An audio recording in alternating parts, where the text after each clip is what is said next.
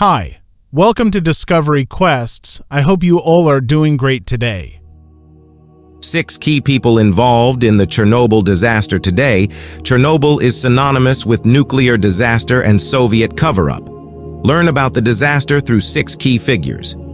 In the early morning of April 26, 1986, the Chernobyl nuclear power plant reactor unit number 4 exploded with a force that blew its steel and concrete roof off.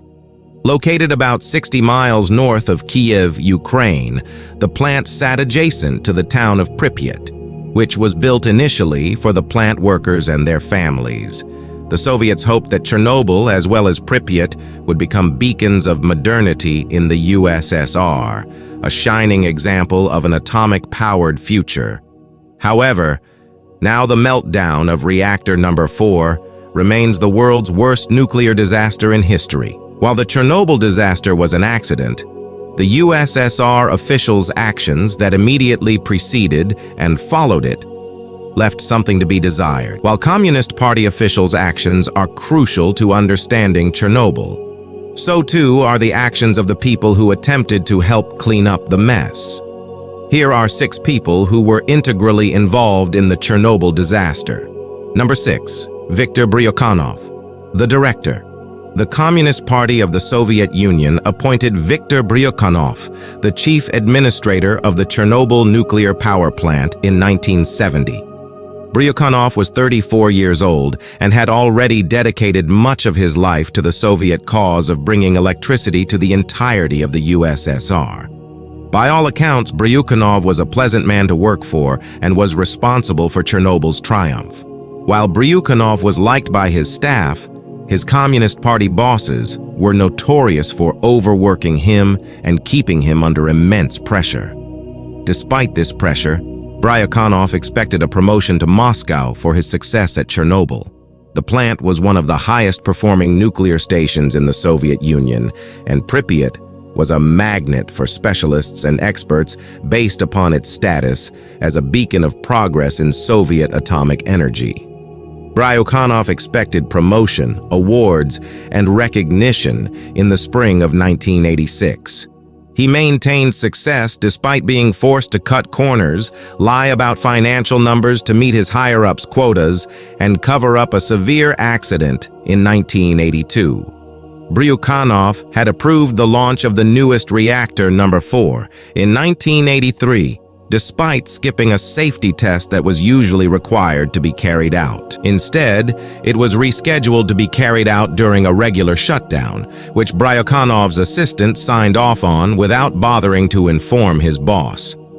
When it became clear that the disaster was not a simple accident, Bryukhanov knew he would be held personally responsible. He knew he would go to prison, and even today, 2 years after his death, people still know Bryukhanov as the man who was to blame for Chernobyl. Number 5. Anatoly Dyatlov, the deputy chief engineer. After a top-secret military laboratory assignment that oversaw the installation of reactors into the USSR's fleet of nuclear-powered submarines, Anatoly Dyatlov arrived at Chernobyl as the deputy chief engineer of operations.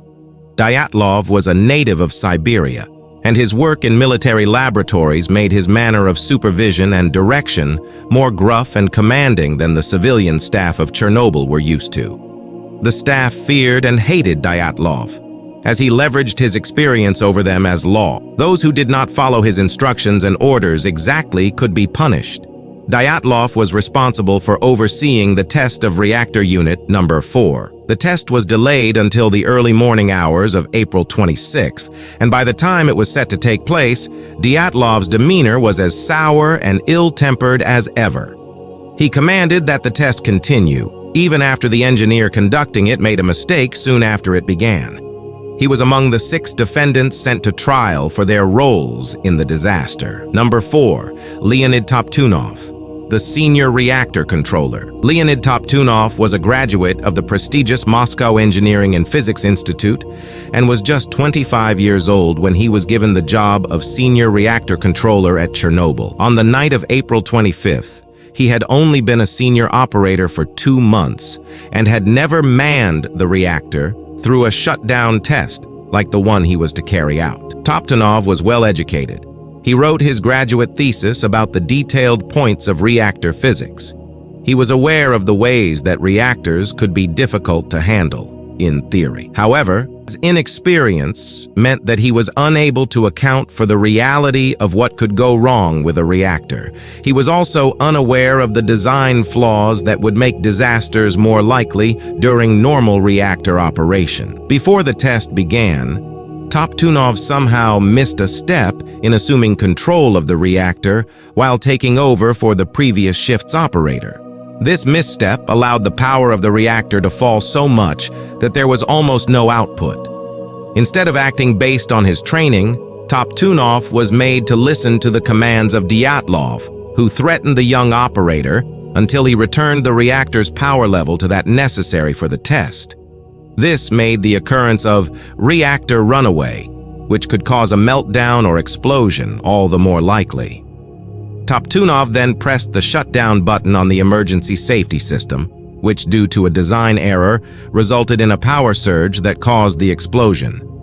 Toptunov was dismissed from the scene, but left the control room to manually open valves in an attempt to supply the reactor with an increased supply of water. This action exposed him to a fatal dose of radiation, and he died on May 14, 1986, from acute radiation poisoning. Number 3. Vasily Ignatenko, the firefighter. As a firefighter in Pripyat, Vasily Ignatenko was one of the first people on the scene after the disaster.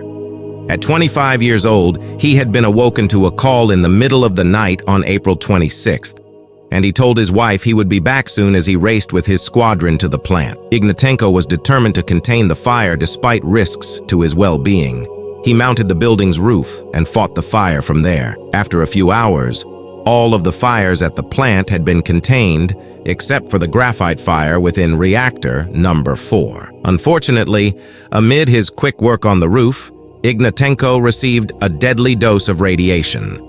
While bureaucrats and scientists argued about how best to put out the graphite fire in the coming weeks, Vasily Ignatenko, along with 27 other firefighters who had been exposed to fatal doses of radiation, was dying of radiation poisoning in a Moscow hospital. For weeks, Ignatenko's wife, Lyudmila, sat by his side while he slowly succumbed to the poisoning.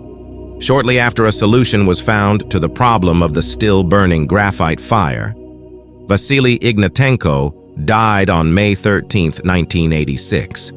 His wife courageously spoke about the build-up and the aftermath of her husband's death, saying that the morgue could not put a suit or shoes on her husband. Ignatenko's radiation sickness had made it difficult to even be buried properly, so he, like the other 27 first responders, was buried barefoot under layers of concrete and zinc to protect the public from his still radioactive body. While the story of fatal radiation sickness was common after the disaster, so too was the experience of acute radiation sickness, which affected over 200 other first responders on the scene of the Chernobyl disaster. Number 2.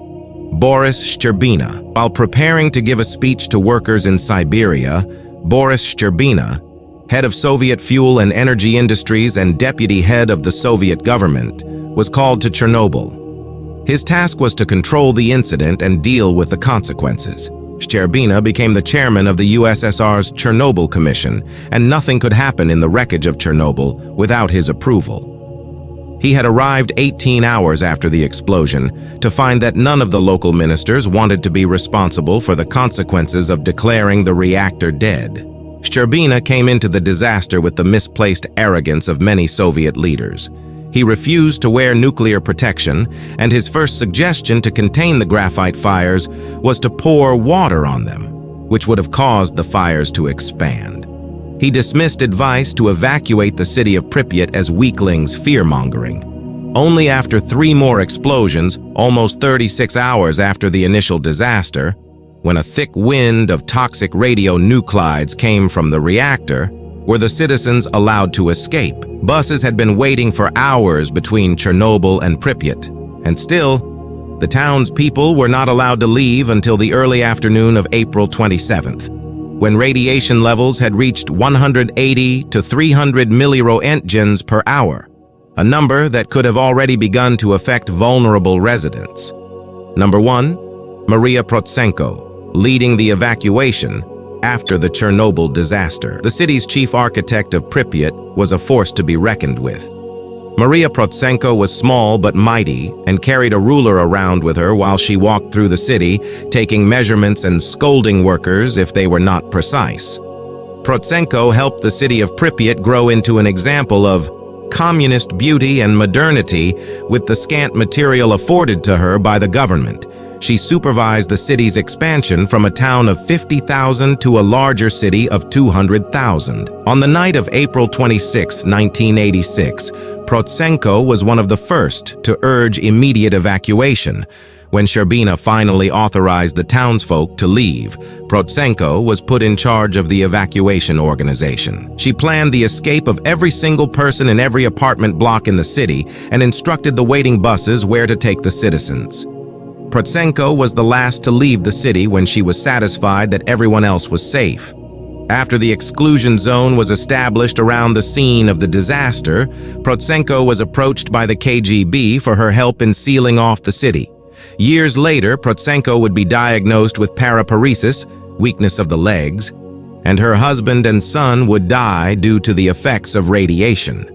Protsenko and her daughter lived in Kyiv until 2022, when they fled to Germany to escape the Russian invasion. That's it for today. We will meet with another interesting topic very soon.